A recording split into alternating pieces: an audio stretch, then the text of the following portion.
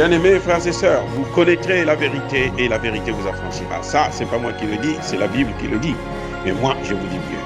Vous connaîtrez la vérité historique, notamment celle de vos ancêtres kémites, et vous aurez une vision globale de ce que c'est que la vraie souveraineté politique. J'ajoute, vous reviendrez à la spiritualité africaine ancestrale et vous comprendrez les enjeux de l'indépendance économique.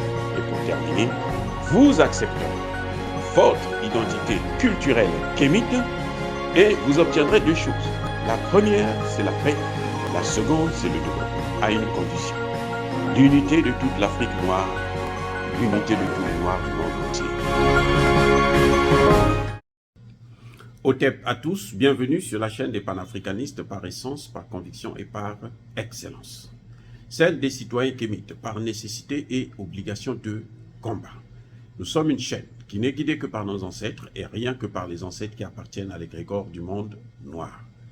Par conséquent, nous ne croyons en aucun Dieu venu de l'étranger.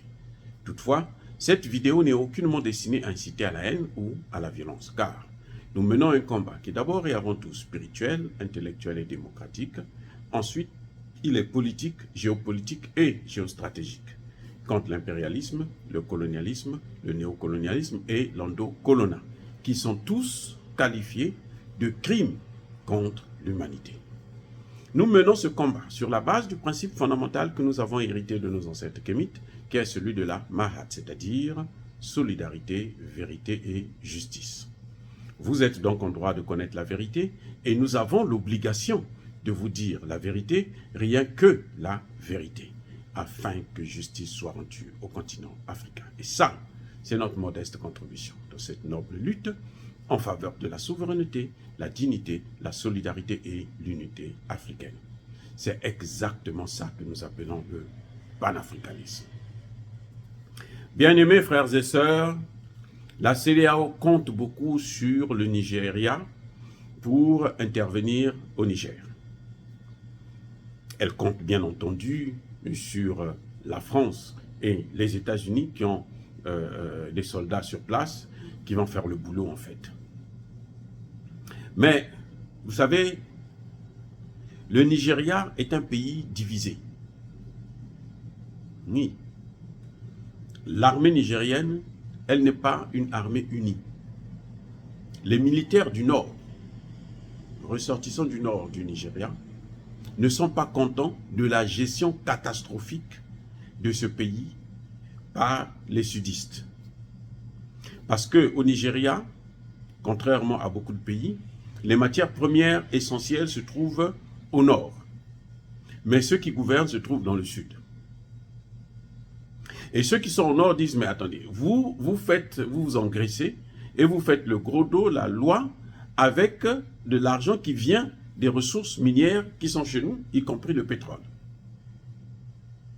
C'est pour ça, c'est l'une des raisons qui fait que le Nigeria n'arrive pas à venir à bout de Boko Haram qui sévit dans le pays depuis près de 20 ans. Parce que l'armée est divisée, parce que ceux du Nord disent non, c'est vous qui avez causé tous ces dégâts, vous n'avez qu'à aller réparer ça vous-même. Nous, on ne va pas les mourir pour vous. Donc ça, c'est déjà un problème sérieux pour le Nigeria. Mais il y a plus important que ça. Le Sénat du Nigeria vient de décider que eux, ils ne veulent aucune intervention militaire du Nigeria au Niger. Ils ont décidé que ça, ce n'est pas leur affaire. C'est une affaire intérieure, c'est une affaire interne. Ils n'ont pas le droit d'envoyer leur armée pour aller se battre là-bas. Que va faire Bola? Va-t-il violer le droit de son propre pays? Et est-ce qu'on pourra l'appeler encore démocrate? Déjà, il a des problèmes d'élection, puisque son élection a été contestée et qu'ils ont encore des problèmes au niveau de la justice. Son âge, c'est un problème. Ils ont aussi un problème au niveau, il a aussi un problème au niveau de la justice. Que va-t-il faire? Je sais que les Américains le tiennent parce qu'il est dans une histoire de drogue. C'était un dealer, un drogue dealer. Et donc, ça aussi, c'est une contrainte pour lui de pouvoir faire cette intervention. Mais lui qui veut sauver la démocratie là-bas, il faut qu'il commence d'abord par respecter la démocratie chez lui. Il ne peut pas passer outre la décision du Sénat nigérian qui lui interdit d'intervenir au Niger. Là, ça devient couteau-couteau. Maintenant, il y a une chose aussi qu'il faut savoir, c'est que les pays de la sous-région, ils ne comptent que sur le Nigeria, ne serait-ce que financièrement. Et je veux vous informer, c'est que la CEDEAO n'arrive même pas à financer son fonctionnement. Je répète, la CEDEAO n'arrive pas à financer son fonctionnement. Et pourtant, le Nigeria est soi-disant un pays très riche. La CEDEAO est financée par l'Union européenne et les États-Unis. C'est d'ailleurs pour ça qu'ils ont le droit de citer dans cette affaire. C'est pour ça que Emmanuel Macron peut décider, cette réunion qu'ils ont tenue le 31 juillet dernier, c'était à la demande d'Emmanuel Macron. Et vous avez vu qu'Alassane Ouattara était d'abord parti à Paris pour aller prendre des instructions. Et quand il est venu, c'est lui qui a paraphé et qui a signé le premier, qui était vraiment déterminé à taper du poing sur la table, comme s'il s'agissait de son pays, alors que lui-même, son pays, est super endetté. Et la CEDEAO ne fait rien pour les Africains subsahariens qui sont en train de mourir là en Tunisie et dans le désert libyen. Les Tunisiens les prennent et puis les amènent dans le désert, ils les abandonnent là-bas. La CEDEAO ne fait rien. C'est ça les dossiers que Tinubu devrait plutôt regarder. Le bien-être des populations, pas les intérêts de la France et des États-Unis. Parce que les intérêts de la France et des États-Unis, qu'on le veuille ou non, si ce n'est pas avec Tinubu, ce sera avec un autre qu'on pourra mettre ça en mal. Ces intérêts-là, ça ne nous regarde pas. Ils ont assez colonisé l'Afrique et maintenant ça suffit. Ils nous ont assez pillés, maintenant ça suffit. Et il faut craindre. Parce que le Nigeria aussi est un pays qui connaît les coups d'État. Hein. Vous savez, le Nigeria, c'est pas la pacotille. Hein. Le Nigeria connaît ce que c'est que le coup d'État. Et ils en ont eu, ils en ont connu. Plusieurs d'ailleurs.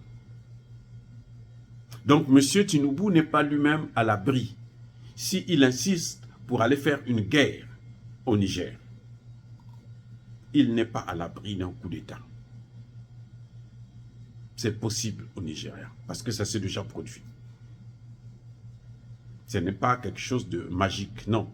Les militaires nigériens sont capables de se débarrasser d'un président qui ne respecte pas le Sénat, par exemple. C'est une raison valable pour le destituer et pour faire un coup d'État. Donc, M. Tinubu devrait plutôt commencer d'abord par nettoyer devant sa porte, combattre les terroristes dans son propre pays et combattre la famine dans son propre pays, combattre la corruption dans son propre pays, avant de chercher à donner des leçons à d'autres pays qui se battent rien que pour leur souveraineté. Le Niger est le pays le plus pauvre au monde. Les Américains et les Français vont vous dire « Oh nous, le Niger a un taux de croissance de 11% et l'année prochaine, ça va être de 12%. » C'est ça leur argument pour rester dans le pays, que eux ils ont pollué. Si Tinubu a besoin, il y a 20 000 tonnes. Non, plutôt 20 millions de tonnes de boue radioactive. S'il a besoin d'une partie, qu'il vienne prendre et puis on amène ça au Nigeria, il va voir ce que ça veut dire. Le développement, la présence française, la présence américaine. Non, ça suffit. Dire cela, c'est inciter à la haine ou à la violence. Il n'y a pas colère, Véo. Nous savons tout simplement que le Mali le Burkina Faso, la Guinée, la Mauritanie et le Niger, l'Algérie ne s'est pas vraiment directement prononcée, mais en tout cas, elle n'est pas non plus pour une intervention militaire au Niger.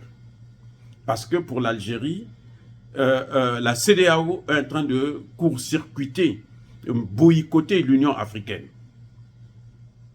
Intervenir dans un pays africain, à la rigueur, c'est l'Union africaine qui devrait le faire, ce n'est pas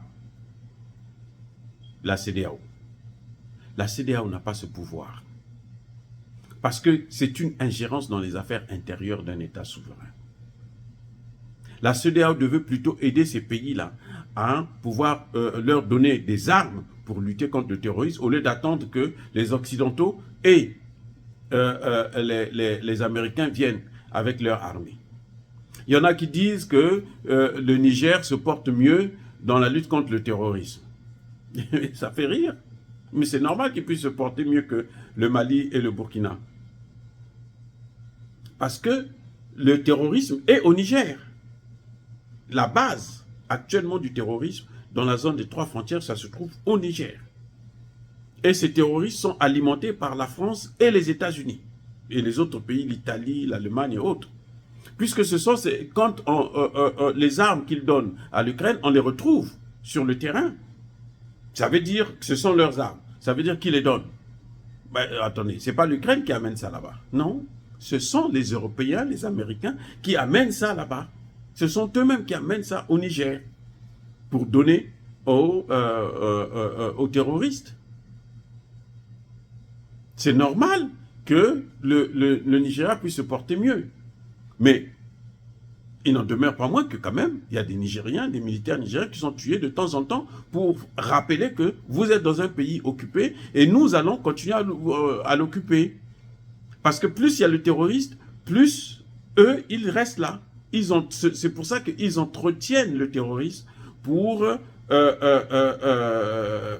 rester éternellement sur le terrain. C'est ça qui est en train de se passer actuellement. On entretient le terrorisme comme ça, nous on va toujours rester là. Donc ils ne peuvent pas éradiquer le terrorisme. Ils essaient de calmer un peu le jeu pour qu'on dise que non, ils sont en train de lutter contre le terrorisme, mais au fond, ce sont eux qui alimentent le terrorisme, puisque la base, c'est là-bas au Niger. Et Bazoum le sait. Donc je crois que les pays, la CEDEAO devrait réfléchir encore plus avant de se lancer dans une aventure sans lendemain. Encore une fois, bien-aimés frères et sœurs, je persiste et je signe. Soyez bénis, abondamment bénis par le Dieu des Kémites et par nos ancêtres angélisés. Mais que tous ceux qui persécutent le continent africain, le pillent et le déstabilisent, qu'ils soient noirs, blancs, chinois, arabes, indiens ou qui qu'ils soient punis, maudits, foudroyés, neutralisés, écrasés, effacés par ce Dieu des Kémites et par nos ancêtres angélisés. Vive l'Afrique éternelle. J'ai dit et j'assume.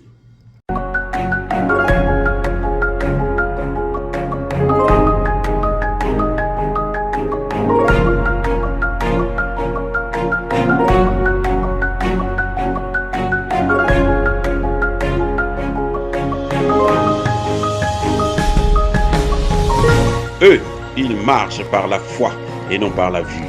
Mais moi, je vous conseille vivement de marcher par la connaissance scientifique et historique, notamment celle de nos ancêtres kémites, par les 5 sens et par l'intelligence.